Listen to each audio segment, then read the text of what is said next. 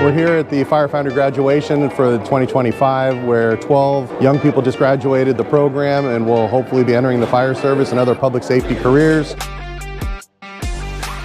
It's just the beginning for me. Ezra Gomez.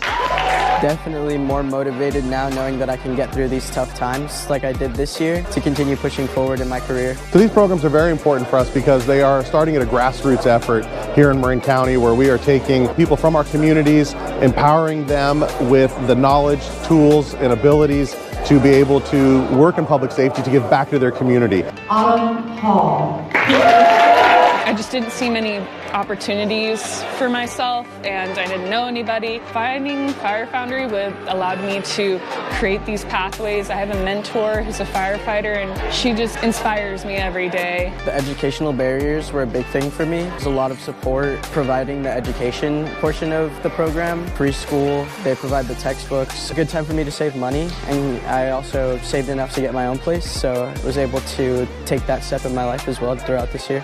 I'm actually going to have a baby in June. Being able to just start this legacy for my kids, it really means a lot to me to be someone they can look up to and know that they can do anything they want to do. I think if you have the itch, scratch it. It's definitely worth it. Long days, hard nights, very rewarding when you're up here graduating and moving on to your next step in your career.